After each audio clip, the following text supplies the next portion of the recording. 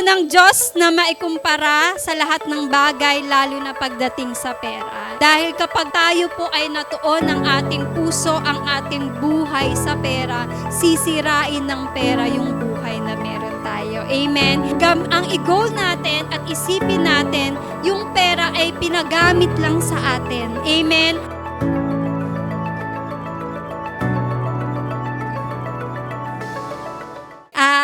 Medyo maganda-ganda ang ating topic. At ang topic po natin ay generosity. Amen. Panginoon, pangunahan niyo po ang araw na to, Lord. Naniniwala po ako, Lord God, na ikaw ang kikilos. At ang presensya mo, Panginoon, Lord, i-touch mo po, Panginoon, ang puso at ang isipan, Panginoon, ng aking mga kapatid, Lord God, na tumimo, Panginoon, sa kanilang puso't isipan, O Lord God, ang mga bagay na pag-uusapan po namin sa araw na to, Panginoon. Lord, I pray and I declare, Panginoon, itago mo po ako sa iyong presensya at ang maramdaman nila, Panginoon, ay ang pag-ibig mo, Lord God. Itago mo po ako, Panginoon, sa iyong presensya upang hindi po nila makita ang aking kahinaan, bagkos, Panginoon, ang kalakasan na nanggagaling sa iyo, ang kapayapaan at ang pagmamahal, Panginoon. In the mighty name of Jesus Christ, Lord, touch the hearts of your people, Panginoon. Kausapin niyo po kami, Lord God, at alam namin, Panginoon, na may gagawin ka sa araw na ito. We praise you and we glorify you, Lord. In Jesus' name we pray. Amen. Sa generosity. Amen. Sabi po in 2 Corinthians chapter 9, verse 6 to 8, sabi po dyan, tandaan ninyo, ang naghahasik ng kaunti ay umaani ng kaunti, at ang naghahasik ng marami ay umaani ng marami. Ayan, ang bawat isa sa inyo ay magbigay ng ayon sa sariling kapasyahan ng walang pag-aatubili at hindi sa pilitan. Sabihin po natin sa pilitan.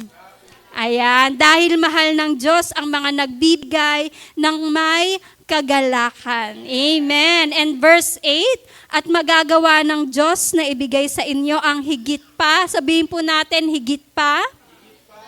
At sa inyong mga pangangailangan para sa lahat ng panahon ay maging sapat kayo sa lahat ng bagay at lagi ninyong matutulungan ang iba. Amen po ba? Purihin ng Diyos sa kanyang salita. Sabi po dyan, ayan, one of the core values of Turning Point Church are to be generous sons and daughters of God. Amen po ba? Sabi dyan, we believe that being a generous child of God, amen, on earth as it is in heaven, financial blessings will support, sabihin po natin support, the kingdom that will help the ministry and ministers in every mission that brings revival in any places. Sabi po dyan, in 2 Corinthians chapter 9, verse 6 to 8, makikita po natin na ang naghahasik ng kaunti ay umaani ng kaunti.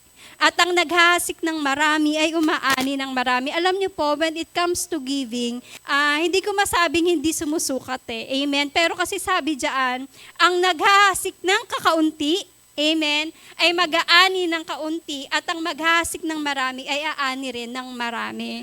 Amen? So, ibig sabihin po mga kapatid, na kapag tayo po ay nagbigay sa Panginoon, whatever it is, amen, ang gusto po ng Panginoon, magbibigay tayo ng merong kagalakan sa ating puso. Amen po ba? Alam niyo po, walang pinagkaiba ang 20 sa 100,000. Amen? Nagigets niyo po ako? Amen? Kung ang bawat isa, ang tibok po ng ating puso ay 20 pesos, tatanggapin niya ng Panginoon. Amen? Kaso, ang problema, ang naghahasik ng kaunti ay aani rin ng kaunti.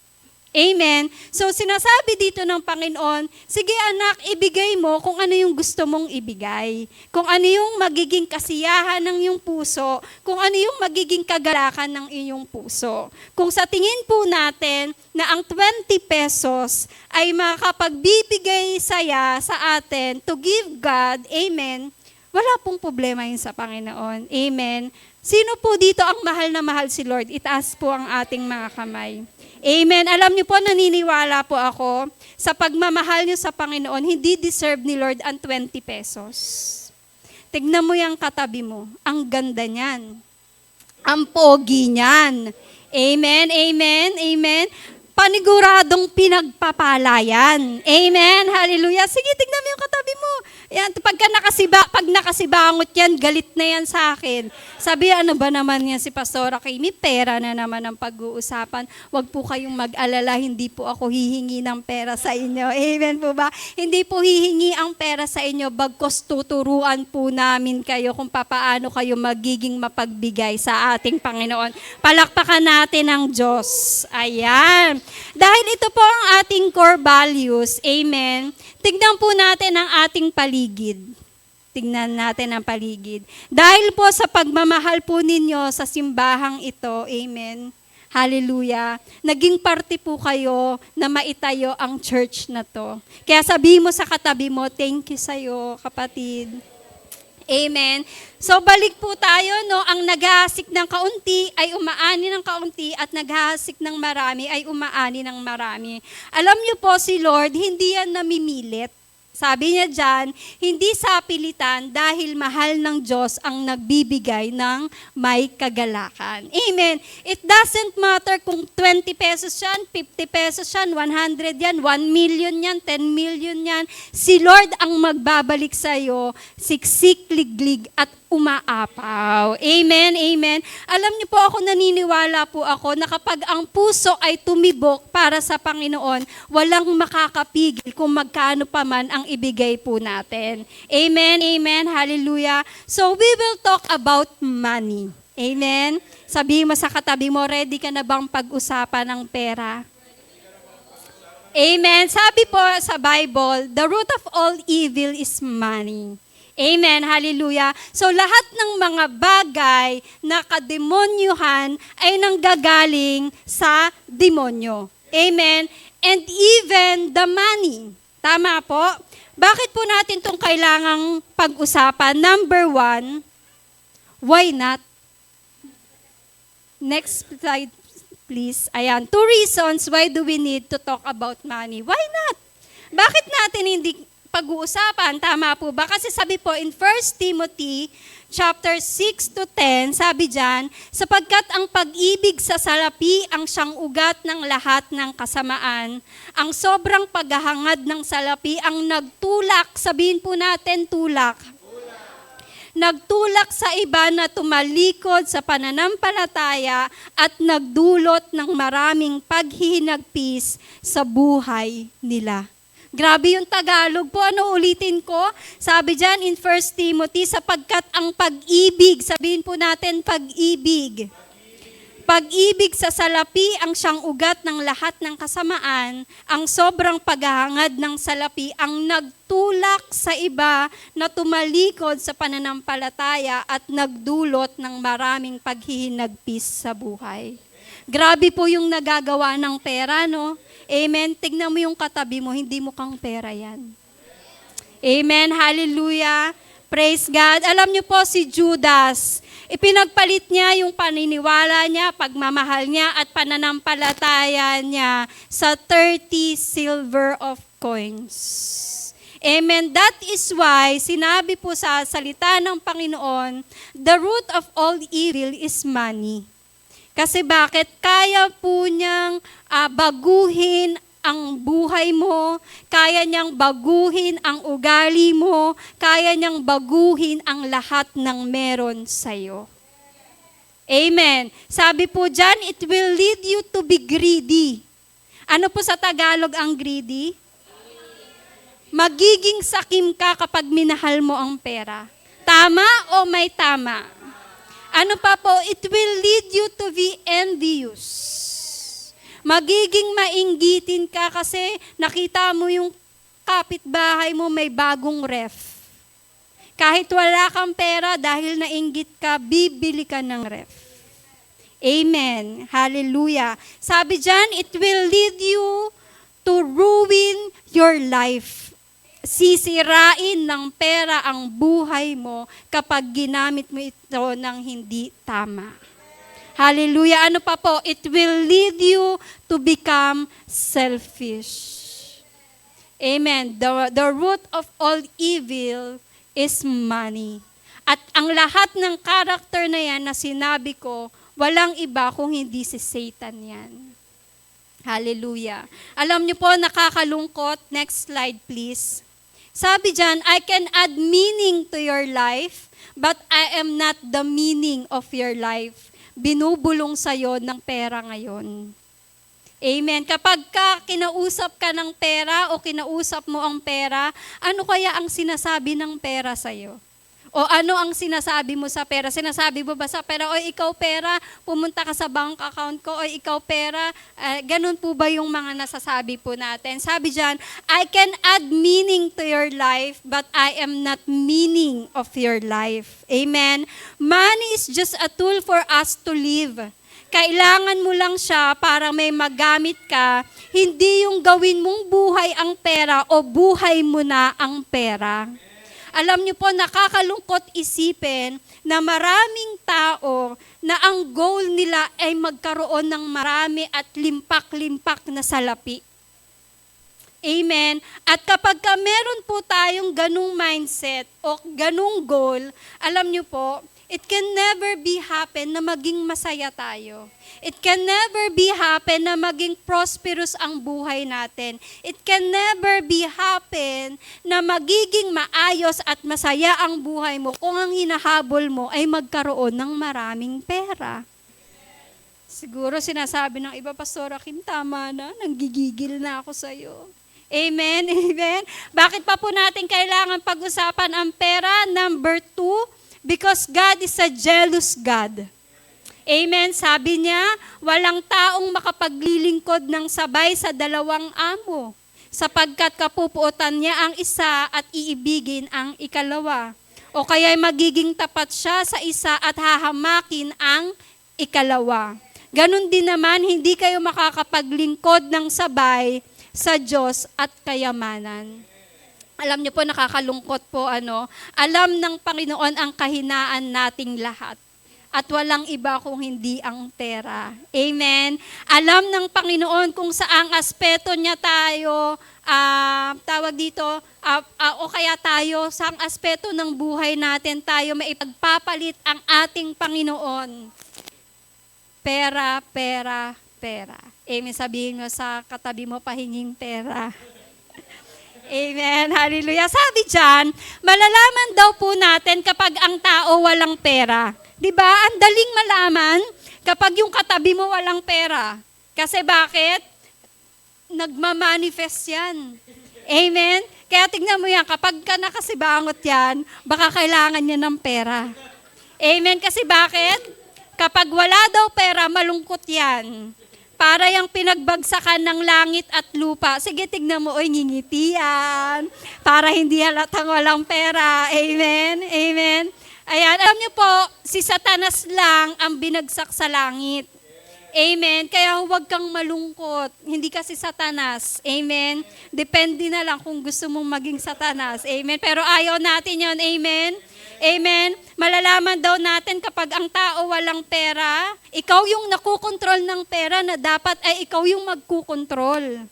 Kaya paano po natin yun malalaman? Si Billy dyan, si Billy doon, si gusto dyan, si gusto dito, amen, samgyupsal dyan, samgyupsal doon, amen, hallelujah. Yung mga bagay na kakakain mo lang kanina, kakakain uli ngayon, tas mamaya kakain ulit. Ayan. Ano pa po malalaman daw kapag walang pera? Mainitin ang ulo. Amen. Kanina, dumating kang mainit ang ulo sa church kasi bakit? Ano ba naman yan? Pangkain ko na lang, pamasahe pa sa church. Kaya maitin ang ulo kasi walang pera. Ano pa po, kapag wala daw pera, laging may sakit at masama ang pakiramdam. Naku po, lalo na pag Sunday masakit yung tiyan, kahit hindi naman sumakit kanina, grabe, wala daw pera yan. Amen. Ano pa daw po? Pakiramdam na walang pera, na walang gana sa buhay. Walang ganang kumain. Amen. Walang ganang mag-church. Walang gana sa buhay. Amen. Dahil kasi walang pera. Amen. Sabihin mo, i-declare mo sa katabi mo, may pera ka sa pangalan ni Jesus. Ayaw ng Diyos na maikumpara sa lahat ng bagay, lalo na pagdating sa pera. Amen. Hallelujah. At nakakalungkot man pong isipin, dahil kapag tayo po ay natuon ng ating puso, ang ating buhay sa pera, sisirain ng pera yung buhay na meron tayo. Amen. Kaya wag po tayong, alam niyo po yon, ang i-goal natin at isipin natin, yung pera ay pinagamit lang sa atin. Amen. Tool lang siya na isang bagay na kaya mo lang siya kailangan kasi kailangan mo. Amen. Kailangan mo siya hindi dahil gagawin mo siyang buhay o dahil kailangang mamuhay ka ng maraming pera, hindi. Pero 'di ba lahat naman po tayo ay nagdi-desire ng magkaroon ng milyong-milyong pera. Amen. Pero alam niyo po ba, naisip po ba natin na minsan ba na bakit kaya ako hindi pa pinagkakalooban ng Panginoon ng maraming pera? Alam niyo po, baka kasi hindi pa tayo pinagkakalooban ng Panginoon ng marami pang pera kasi baka hindi ka pa handang magkaroon ng marami. Baka hindi pa tayo handang magkaroon ng maraming pera kasi alam ng Panginoon na malulustay mo sa sugal ang pera na meron ka. Amen? Baka kaya dahil hindi tayo binibigyan pa ng Panginoon o pinagkakatiwalaan ng Panginoon ng maraming pera kasi bakit? Magagamit mo ang pera sa wala. Amen. Alam niyo po, maniwala kayo sa hindi, ang 1,000,000 kayang ubusin ng isang araw. Tama o tama? Amen. Bili ka lang ng mga luxurious na gamit, ubos, lipad ang 1,000,000 mo. Amen. Kaya, sabihin mo sa katabi mo, mag-ready ka. Mag-ready ka lang. Amen. Hallelujah. Paalala lang po, sabi ko dito sa aking huwag po kayong mag-alala. Hindi po ako hihingi ng pera sa inyo. Gusto ko lang pong i-share sa inyo kung papaano po naging mabuti ang Diyos sa buhay ng bawat isa.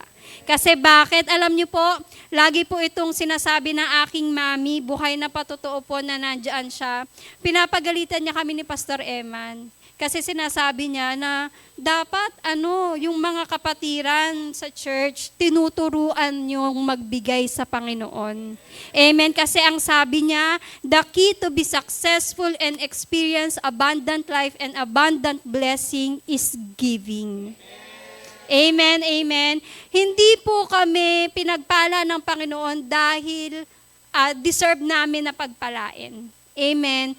Pinagpala po kami ng Panginoon dahil nakita po ng Diyos yung puso namin kung papaano namin mabibigyan ang Panginoon ng the best na meron kami.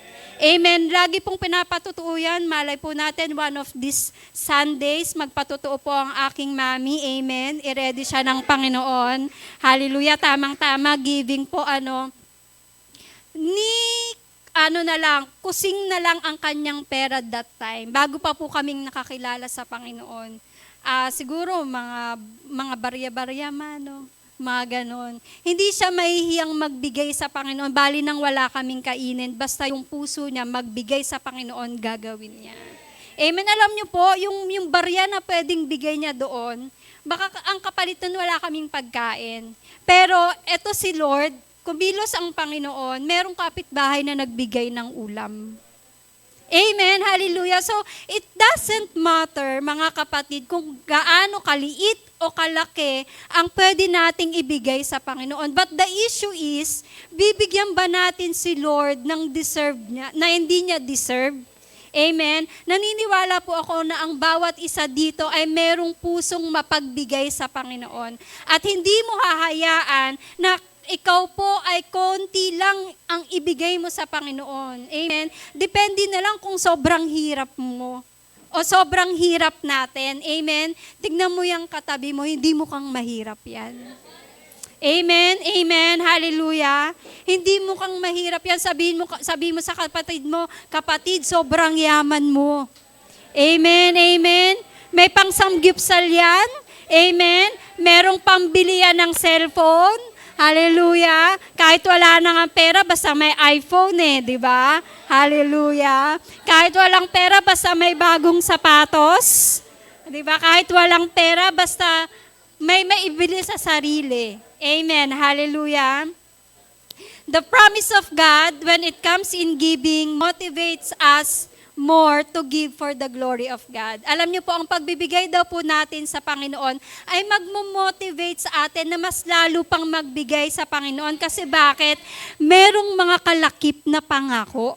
Amen. Sabi po in Malakay chapter 3 verse 10 to 11, mamomotivate ka na magbigay ng iyong tithes kasi bakit? Ito ang pangako ng Panginoon kapag ka nagbigay ka ng iyong tithes. Sabi diyan, pero ngayon hinahamon ko kayo, sabihin po natin hinahamon. Dalhin ninyo ng buo ang inyong mga ikapo sa bodega ng templo upang may pagkain sa aking templo. Kapag ginawa ninyo ito, padadalhan ko kayo ng ulan. Amen. Sabihin mo sa katabi mo, ulan. At ibubuhos ko ang sobra-sobrang pagpapala. Hindi ko papayagang sirain ang peste, ang inyong mga pananim o malagas ang bunga ng inyong mga ubas. Grabe po tatawagin kayong mapalad ng lahat ng bansa. Grabe yung pangako ng Panginoon, dahil napakabuting tirhan ang inyong lupain. Ako ang Panginoong makapangyarihan ang nagsasabi nito. Amen. Kapag binigay mo daw po yung tithes mo sa Panginoon, ang pangako ng Panginoon ay ayan. Hindi niya hahayaan na maipis, madaga, malanggam, o kahit ano pa man niyang peste, yung mga trabaho na meron kayo, mga business na meron kayo, ng mga bagay na pinagkukuhaan ninyo ng mga salapi. Amen? Gagawa ang Panginoon para maprotektahan ang lahat ng meron tayo. Amen, amen. Kaya mag-motivate ka talagang magbigay ng iyong tithes. Amen? Kasi bakit? Alam mo na kapag ikaw ay naging good steward sa pagbibigay po natin ng ating tithes, ang kalakip ng pangako ng Panginoon ay habang buhay. Amen po ba? And number 2, sabi dyan, giving your first fruit. Ayan, sabi dyan, namomotivate ka to give more kasi may kalakip na pangako ang Panginoon. Proverbs 3:9 to 10. Sabi diyan, parangalan mo ang Panginoon sa pamamagitan ng paghahandog sa Kanya ng mga unang bunga ng inyong ani. Ayan, and verse 10, kapag ginawa mo ito, mapupuno ng ani ang iyong mga bodega at aapaw ang inumin sa iyong mga sisidlan. Amen? Ibig sabihin po, pagpapalain ng Panginoon ang lahat ng meron tayo kapag ka naging good steward po tayo when it comes sa ating first fruits. Amen po ba? Ayan, sabi po dito, nagbibigay sila not because napipilitan, dahil kailangan. Amen. Ang mga cheerful giver daw, hindi sila magbibigay dahil kailangan lang. Or hindi magbibigay ang mga cheerful giver kasi they are manipulated. O kailangan yung mga tao dito magbibigay kayo ng offering nyo, kung hindi mapupunta kayo sa impyerno. Wala naman po kayong naririnig na gano'n na sinasabi po namin. Amen. Nagbibigay ang mga cheerful giver because they are controlled. Hindi po yun. Amen. Hindi sila nagbibigay dahil kinokontrol sila. Wala naman po kayong nakikitang na gamit na parang pang-hypnotize. Amen. Meron po ba kayong gamit? 'Di ba? Wala naman po. So alam niyo po kung bakit po sila nagbibigay with the cheerful heart? Kasi po, the more na nagbibigay sila, mas lalo silang sumasaya.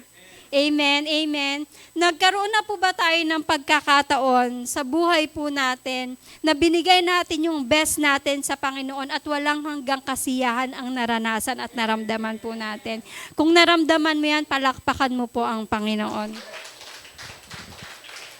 Ayan, sabi ko po kanina, tuturuan ko po kayo kung how to give a cheerful heart o magkaroon tayo ng generosity heart. Number 1, we must recognize where are the blessings come from. Amen? Amen? Kapag na-recognize mo ang lahat ng mga bagay na meron ka, ay galing sa Panginoon, mas lalo mong mamahalin ang magbigay. Amen. Sabi po in James chapter 1 verse 17, every good gift and every perfect gift is from above, coming down to the Father of lights. Ayan. Maraming mga tao na malungkot at mareklamo kapag bigayan na. Amen. Kasi bakit? Ayan na naman, magbibigay na naman. 50 pesos na lang yung pamasahe ko, pangkain ko pa ng siomay mamaya, kailangan ibigay pa yan. Yun, mga ganon, no? Alam nyo po, bakit tayo malulungkot sa isang bagay na hindi naman sa atin? Ano pong ibig kong sabihin? Bakit ka malulungkot na magbigay ng best mo in finances kung ang lahat ng mga bagay ay sa Panginoon? Amen. Sabi po in James 1:17, every good gift and every perfect gift is from above. Amen. Tignan po natin yung sapatos natin. Yan. Galing kay Lord yan. Amen. Tignan mo yung pantalon mo. Galing kay Lord yan. Amen. Amen. Hallelujah. Tignan mo yung katabi mo. Galing kay Lord yan. Ang lahat ng mga bagay na nakikita natin ay ang Diyos ang nagbigay. Amen. Kaya bakit ka malulungkot na magbigay ng offering sa Panginoon kung yung bagay naman na yan ay hindi sa'yo? Amen. Hallelujah. Ang problema po, mga kapatid, inaangkin natin yung hindi natin atin. Amen. Hallelujah. Hindi po natin na nare-recognize na ang lahat ng meron tayo ay galing sa Panginoon. Ang nagiging isipin natin o yung nagiging mindset natin ay ito yung pambili ng sapatos ko. Pinaghirapan ko kaya to. Kasi ako yung nagpuyat, ako yung ako yung nagganyan. Amen. Minsan may pride pa tayo. Amen, na hindi natin kayang tanggapin sa puso at isipan natin na ang lahat naman talaga ng mga bagay na meron tayo ay galing sa Panginoon. Amen. Naging daluyan lang ng pagpapala ang trabaho mo, ang negosyo mo. Amen. At ang lahat ng mga bagay na pinagkukuhaan ng pera. Amen. Hallelujah. Ano pa po dyan? Sabi dyan, maraming mga tao na malungkot at mareklamong magbigay kasi hindi naman talaga sila nagbibigay. Tama po. Hindi naman nila kailangan malungkot. Hindi naman nila kailangan magreklamo kasi wala naman na silang ibibigay. Pero nakakaramdam sila ng lungkot sa puso nila na alam niyo po yun. Alam ko naman po ang lahat ay nagdi-desire na magbigay sa Panginoon. Amen. Pero sabi ko nga po, kaunti man yan o marami man yan, basta masaya kang nagbigay sa Panginoon, counted yan ni Lord. Amen, amen, hallelujah. Sige po, tignan po ulit natin yung katabi natin. Game pa ba tayo? Amen. Sabi mo sa katabi mo, game pa ba tayo? Hallelujah. Sabi po in Proverbs 10:22, sabi po dyan, the blessing of the Lord make a person rich, and He adds no sorrow in it. Amen. Sa Tagalog, ang pagpapala ng Panginoon ay nagpapayaman at hindi niya ito dinadagdagan ng anumang kalungkutan. Amen.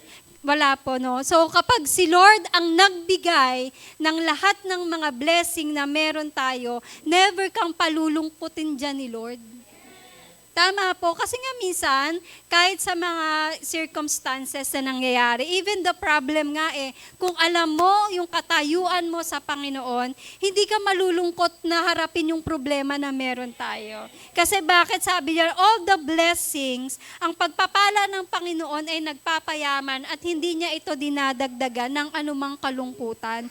Sisiguraduhin ng Panginoon na lahat po ng mararanasan natin at mararamdaman natin, may pagsama yan ng Panginoon. Amen po ba? Minsan lang naman, kaya naman tayo nalulungkot kasi hindi yun yung gusto nating blessing na ma-receive. Nalulungkot tayo kasi hindi naman yung gustong buhay ang nangyayari sa'yo na sinasabi natin sa Panginoon, Lord, bakit yung negosyo ko nawala? Lord, bakit yung negosyo ko parang unti-unti na nawawala sa wisyo? Lord, bakit yung pagmamahal ng asawa ko? Lord, bakit yung pamilya ko? Lord, bakit yung mga anak ko? Lord, bakit ganyan? Lord, bakit ganito? Lord, bakit ganyan? Maraming mga pagkakataon na kaya lang naman po tayo nagkakaroon ng kalungkutan sa puso. Kasi hindi natin gusto yung nangyayari sa buhay natin. At ang pinakamaskit pa doon, na ganun na nga po yung nararamdaman natin. And yet, si Lord pa yung kinakalimutan natin. Amen, amen. Kasi kapag si Lord ang nagbigay ng blessing, kahit blessing pa yan ang problema, haharapin mong masaya yan kasi alam mong kasama mo si Lord. Amen. Kapag alam mong si Lord ang kasama mo, kahit ano pang masira, kahit ano pang mangyari sa buhay mo, kahit ano pang gawin ni Satanas na paghihirap sa buhay mo, walang-wala yan sa kayang gawin ng Panginoon sa atin. Amen. Ang kailangan lang po natin, maging tayo, faithful. Sabi mo sa katabi mo, maging faithful tayo. Ayan, number 2, next, sabi dyan, honor God with your wealth. Ayun. Amen. Sabi po in Proverbs 3:9-10, honor the Lord with your wealth and with the best part of everything you produce. Amen. Then He will fill your barns with grain and your vats will overflow with wine. Hallelujah. So sabi dyan, if you will not honor the Lord with your wealth, you will never be a good steward of His blessing. Amen. Ulitin ko po, if you will not honor the Lord with your wealth, you will never be a good steward of your blessing. Amen. Sabihin mo sa katabi mo, may tama yun. Amen, amen. Paano tayo pagkakatiwalaan ng Panginoon kung sa pera hindi natin ino-honor si Lord? Amen. Alam niyo po, sa panahon ngayon, hindi lang pera ang wealth. Amen. Even your body, yung kalusugan mo, yung kapayapaan ng isip at puso mo, it's your wealth also. Amen. Kapag hindi mo in-honor si Lord sa lahat ng bagay na ginagawa natin, alam niyo po, talagang bubusabusin tayo ng kaaway. Amen. Your mental health, your spiritual health, your financial status, amen, and your physical health. Kaya, di ba sabi po ni Pastor Eman last time, gaano ka rin ba kamahal ng trabaho mo? Amen. And na darating sa punto na pati yung trabaho mo, ipinagpapalit mo na sa Panginoon. Hallelujah. So, honor the Lord with your wealth. So, dapat i-honor natin si Lord sa lahat ng meron tayo para mapagkatiwalaan niya tayo. Amen po ba? Amen po ba? Ayan. And number 3, sabi po dyan, seek God first. Ayan, in Matthew, alam na po nating lahat to, chapter 6, verse 31-34. So don't worry about these things, saying, what we will eat or what we will drink. What will we wear? These things dominate the thoughts of unbelievers, but your heavenly Father already knows all your needs. Amen? Seek the kingdom of God above all else. Sabihin po natin, above all else, and live righteously. Amen? And He will give you everything you need. So don't worry about tomorrow, for tomorrow will bring its own worries. Today's trouble is enough for today. Grabe po, no? Yes, grabe po ang ating Panginoon. Amen. Sabi po kanina, paano daw po tayo magkakaroon ng cheerful heart pagdating sa pagbibigay? Number 1 is kailangan ma-recognize natin. Amen? Amen. Tama po ba? Number 1 is we need to recognize na ang lahat ng mga bagay na meron tayo ay galing sa Panginoon. Amen? And number 2, we should honor God in all and in everything that we have. Kung ano yung mga bagay na meron tayo, kailangan i-honor natin si Lord. Ano kaya yung masasabi ng Panginoon kapag ginawa ko tong isang bagay na to? Ano kayang gagawin ko sa isang bagay na to? Lord, tulungan mo naman ako. Amen? Lahat ng mga bagay na ginagawa natin, na kapag in-honor natin si Lord, for sure, abundant life and abundant blessing ang marireceive po natin. And number 3, seek God first. Alam niyo po, naniniwala po ako na yung all these things shall be added unto you. Ano na lang po yan parang normal na yan sa Panginoon na bigyan ka ng reward. Kaso, ang problema, hindi natin sinisik si Lord. Isisik lang natin ang goodness ni Lord, ang faithfulness ni Lord kapag may sakit yung anak mo. Isisik mo lang si Lord kapag merong problema sa pamilya mo. Isisik mo lang si Lord kapag hindi okay ang buhay mo. Isisik mo lang si Lord kapag hindi okay ang negosyo mo. Pero sabi ng Panginoon, seek God first. These things dominate the thoughts of unbelievers. Hindi po tayo mga unbelievers. Amen. Tayo po ay mga lingkod. Tayo po ay mga anak ng Panginoon. Amen. Alam natin na kailangan natin that we need to stand in the gap between the works of the enemy and the works of the Lord. Amen. Kailangan nating maisapuso at sa isip natin kung papaano tayo lalaban ng merong armor na nanggagaling sa Panginoon. Amen. Ang problema, sumusugod ka sa laban nang wala kang armor. Ang lakas ng loob mong makipagbaka sa 1,000,000 kalaban at nag-iisa ka lang. Kasi alam niyo po yun, alam niyo po yung So sabi po dito, so don't worry about tomorrow. Hindi po natin kailangang mag-worry kung ano yung meron bukas o kung ano yung dapat na meron. Kasi bakit? For tomorrow will bring its own worries. Hayaan natin na yung kinabukasan ang magmamoblema sa sarili niya. Amen. Kasi bakit? Today's trouble is enough for today. Kasi bakit? Alam natin na kapag kasama natin ang Panginoon, no one will harm us. Amen. Walang sino man ang makakasakit sa atin. Walang sino man ang, alam niyo po yun, magiging dahilan ng pagkalungkot natin. Alam ko po, pumunta po tayo dito kanina, may iba't iba tayong struggle. Amen, amen. Pero nagpapasalamat po ako sa Panginoon dahil andito po kayo. Amen. Ibig sabihin, lumaban kayo ng merong paninindigan sa Panginoon na kahit may nararanasan na kung hindi okay, magsisimba ako. Amen. Kahit hindi maganda ang pakiramdam ko, magsisimba ako.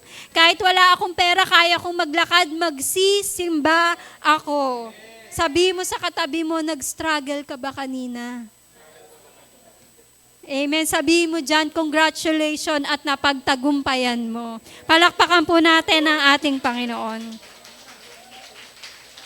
Amen. Hallelujah. Meron po akong video na ipapalabas po. Amen. Ayan. Lord, you are good and your mercies endure forever. Come on, soul, give him praise in this place today. Put your hands together.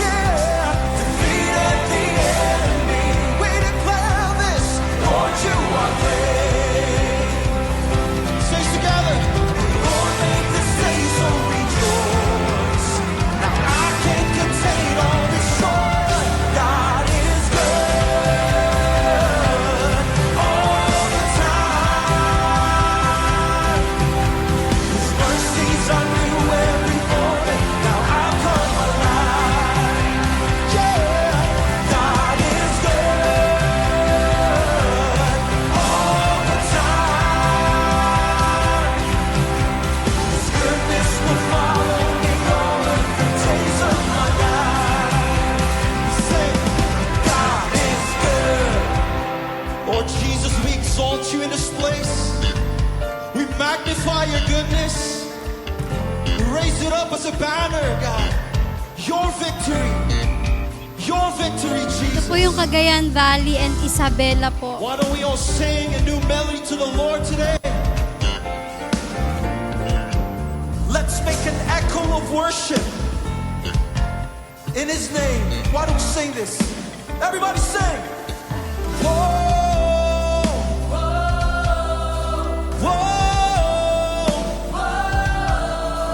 whoa, Ito naman po yung pandemic time. whoa. Sing it out. Whoa,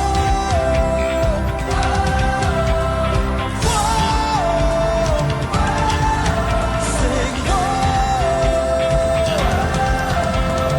God, you're good. God is good. Play that today. All the time. God is good. All the time. God is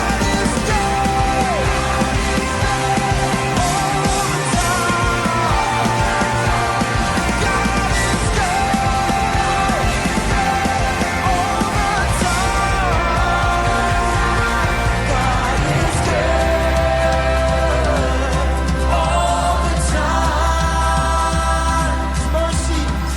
Mercies are new every morning. Now I come alive. Yeah, God is good all the time. His goodness will follow me all of the days of my life. Receive this truth, say, God is good. We call to mind, God is good. We say, God is good. Amen. Hallelujah. Sige, palakpakan naman po natin ang ating Panginoon. Ayan. Alam niyo po, nung pinagawa ko po ito kay Direk Micah, ang daming beses ko siyang pinanood at ang dami ko ring beses na iniyak. Amen. Ayan, hallelujah. Alam niyo po, for almost 9 years, amen, ang goodness po ng Panginoon sa buhay po at ng church na ito is patuloy na lumalawak. Amen, amen. Dati po, may mga tao behind that for almost 9 years, amen, na hindi nagsasawang tumulong para sa gawain ng Panginoon. Amen. Alam niyo po, tawag dito, ang dami na nating narating. Amen, amen, amen. Ang dami na po nating napuntahan mula Batanes hanggang Hulo. Amen. Cagayan Valley, Isabela, ganyan. Alam niyo po, ang pagpapala po ng Panginoon ay sobra-sobra at higit pa. In 9 years po, sa pagbibigay niyo po sa Panginoon, ang dami na po nating napuntahan. Amen. Malayo na pero malayo pa. Amen. Sabi mo sa katabi mo, malayo pa. Amen. At ang lahat ng mga pinakita ko po sa inyo, yun po yung puso, amen, na ibinigay po sa amin ng Panginoon. And from the bottom of my heart and in behalf of Pastor Eman, nagpapasalamat po kami. Amen. Amen. Nagpapasalamat po kami sa pagmamahal niyo po sa Panginoon. And sabi po dyan, next slide please. Your generosity brings life to people. Amen. Ang pagbibigay po ninyo sa Panginoon, your labor is not in vain. Kasi bakit? Sa lahat ng napuntahan natin, nagkaroon ng buhay yung mga tao. Amen. Na nagkaroon yung buhay na, ay may nakakaalala pa pala sa amin. Ay may nagmamahal pa pala sa amin. Amen. Sabi po dyan, your generosity brings hope to all people. Na meron palang pag-asa. Amen. Na merong Diyos na tumutugon sa mga panalangin nila na hindi natin namamalaya na yung time na yon nang nagbigay tayo, baka isang linggo na silang hindi kumakain. Amen. Ano pa po? Your generosity give God a reason to bless you and reward you in all that you do. Amen. Palakpakan po natin yung mga sarili natin. Sige po, malakas na palakpak para po sa Panginoon. Amen. Amen. Hallelujah. Alam niyo po, ang lahat po ng mga bagay o lahat po ng ibinibigay niyo po sa Panginoon, diyan po lahat ng gagaling. And from the start, nag-umpisa kami sa 1 kilong bigas. Amen. Nag-start kami sa 2 kilong bigas hanggang may mga kinausap na ang Panginoon na magbigay ng support. Amen. Nagkaroon ng 1 kilong bigas, 2 noodles at 2 dilatang sardinas. Amen. Doon po yung nag-umpisa.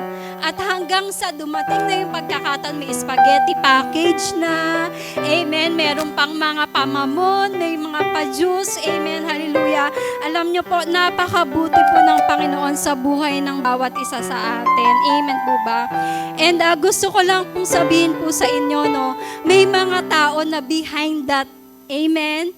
Na lahat ng mga katagumpayan ay may mga taong walang sawang sumusuporta at nagmamahal sa ating Panginoon. Amen. Hindi man po natin sila nakikita na tumatayo dito para mag-preach. Hindi natin sila nakikita para tumugtog ng mga gitara, pero nagbibigay sila ng kanilang mga pera.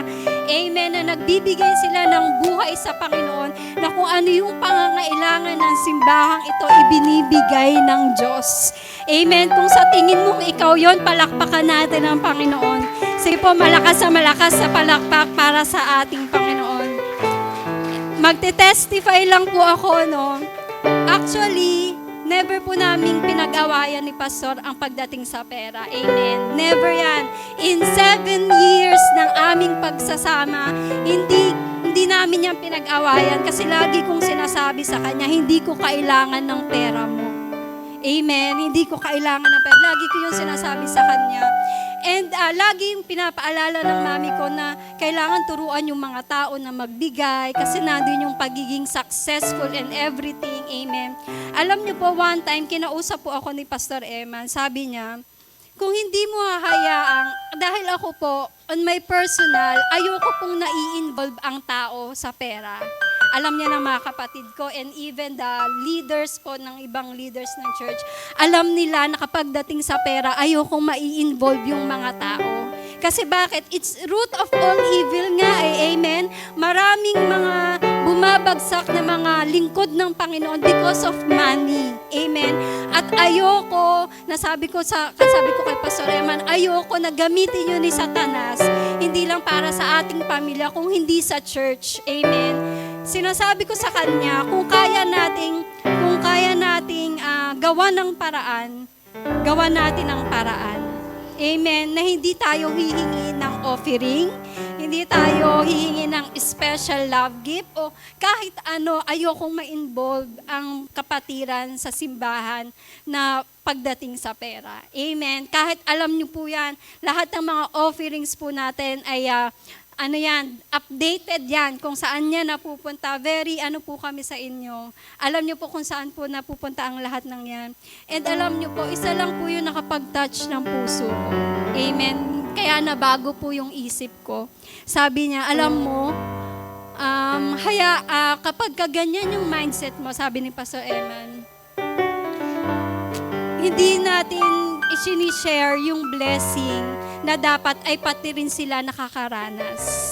Amen. Alam niyo po, umabot po ang 9 years, ang turning point, dahil alam naman po natin na hindi ko po ito pinagmamalaki, pero yung puso namin sa pagbibigay sa Panginoon, doon ko na-realize na ang selfish ko, amen, na kami lang lagi yung nagpo-provide para sa need ng church, para sa need ng mga kapatiran, para sa need ng mga tao, and yet kami lang yung pinagpapala. Sabi sa akin ni Pastor Eman, hayaan mo naman na pagpalain din yung mga kapatiran natin sa pamamagitan ng kanilang pagbibigay sa Panginoon. Amen, amen, hallelujah. Palakpakan po natin si Lord. Kaya alam niyo po, itong simbahan na meron tayo, nung nag-usap kaming dalawa, kailangan natin ng tulong ng mga kapatiran. Dahil alam naman natin na yung iba hindi lang nagsasalita, pero willing silang magbigay para sa Panginoon. And then, tinouch ako ng Lord. Sabi niya sa akin, wag akong maging selfish. Amen. Kasi bakit? Kailangan din namang maramdaman ng mga tao na pagbibiyayaan sila ng Panginoon through their giving. Amen. Amen. Kaya natayo ang simbahan na to dahil nagtulong-tulong tayo. Amen. Nagsama-sama po tayo para for the glory of God. Amen. Amen. Kaya ang pagiging generosity, amen, naniniwala po ako niyan. It's all about the heart. Kung paano mo gustong tulungan, kung paano mo gustong magbigay sa Panginoon at wala pong makakapagpigil sa inyo. Amen. Sa ating lahat, na kung paano tayo pagpalain ng Panginoon, ganun din po tayo magbibigay sa Panginoon. Amen. Alam niyo po, dito po ako magtatapos. Ito po yung hindi alam ng karamihan. Amen. Na meron po tayong ministry. Next please. Ayan, the giving ministry. Amen. Ano po ibig sabihin ng the giving ministry? Ang tawag po namin sa kanila ay Macedonian ministry. Amen. Alam niyo po, last 2 years o last year, na-stop po ito. May mga tao po na naging part ng ministry na ito. And inano po ako ng Panginoon na buhayin ulit. Alam niyo po anong ginagawa ng mga Macedonian ministry? Sabi po in 2 Corinthians chapter 8, verse 1 to 5, sabi po dyan, "Now I want you to know, dear brothers and sisters," si Paul po ang nagsabi nito, "what God in His kindness has done through the churches in Macedonian." Sabi po dyan, "They are being tested by many troubles and they are very poor. But they are also filled with abundant joy, which has overflowed in rich generosity." Amen. Ang Macedonian church ay pinakamahirap na church ang pinakamahirap na simbahan sa time nila Apostle Paul. Amen. Sabi diyan, "For I can testify that they gave not only what they could afford, but far more." Ibig sabihin na kahit na naghihirap sila, kahit na dumadaan sila sa pagsubok, still they are giving their best to the Lord. Sabi diyan, "And they did not do it, and they did it for their own free will." Sabi po dyan, verse 4, "They beg us again and again for the privilege of sharing in the gift of the believers in Jerusalem. Then even did more than we had hoped for. Their first action was to give themselves to the Lord." Sorry po, maliit.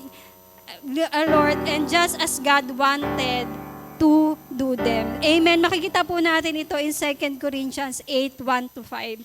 Alam niyo po, ito yung pinakamahirap na church, pero pinipilit nila, sinasabi nila kay Apostle Paul na hindi, parang awa mo na. Gusto naming maging kaparte. Amen, ng mga iba't ibang simbahan na kahit wala kami, bibigay pa rin namin yung best namin para sa kanila. And ito po yung Macedonian team po natin. Amen. Ito yung ginagawa ng mga Macedonian ministry natin na tawag dito, tinutulungan nila. Amen, ang ating simbahan for the glory of God. Sabi dyan, Macedonian Team Ministry this ministry is to help the church financially to provide and sustain the need of the church and the ministry. Amen. This ministry is to help, to support, and reach out our outreach churches like Turning Point Akal, Poblacion, and Porac to provide and sustain the need of the church, the ministers and family, and the program of the church to spread the word and reach more souls for the Lord. Ano pa pong ginagawa ng mga Macedonian ministry? This ministry is to help the church for emergencies, calamities, or any circumstances that needed a financial help. And next is, this ministry is for the people who is committed and has a heart to help and support our church with willingness to help freely without being recognized and expecting in return. Amen. Ito po yung mga tao na walang sawang nagmamahal sa ating Panginoon. Amen.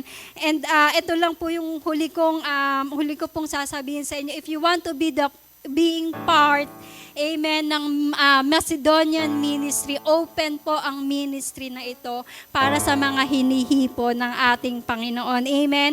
Hindi po kami magsasabi ng magkano ba o ano ba. Amen. Kung ano po yung sinasabi po ng ating Panginoon na, for example, magkakaroon po tayo ng project sa Turning Point Porac. Amen. Mag-uumpisa na po ang construction doon sa pagpapagawa ng ating simbahan. Amen. Hallelujah. And nakakatuwa po sa Panginoon dahil may mga nagpapagamit ng kanilang mga lote para sa simbahan ng Panginoon. Amen. And kailangan po ng tulong ng ating Pastor Xavier and Pastor Andre. Tayo kayo mga kapatid. Ayan, kailangan po nila ng tulong. Amen. And if you want to be part of this ministry, and even sa poblasyon po, si Pastor Andrew po ay lilipat na ng poblasyon. Amen. Kasi bakit? Meron din pong bahay na pinagamit for the church. Amen. Marami po silang kailangan ng mga upuan, mga instruments. Kasi bakit? Magmamigrate na po ang ating Pastor Andrew. Amen. Sa poblasyon at magmamigrate na rin ang ating Pastor Xavier and Pastor Andre sa Pampanga. Amen. Kailangan po nila ng ating tulong. Amen. Hallelujah. At naniniwala po ako na pagkasama-sama po tayong magtutulungan, kapag sama-sama po tayong nagbibigay sa Panginoon, palalaguin po ng Diyos ang ating mga buhay. Amen. All glory to God. Maraming salamat po muli in behalf of Pastor Eman and ang akin pong sarili. Maraming salamat po sa pagbibigay niyo po sa ating Panginoon. All glory to God po. Magsitayo po tayong lahat and let us pray. Pasalamatan po natin ang ating Panginoon.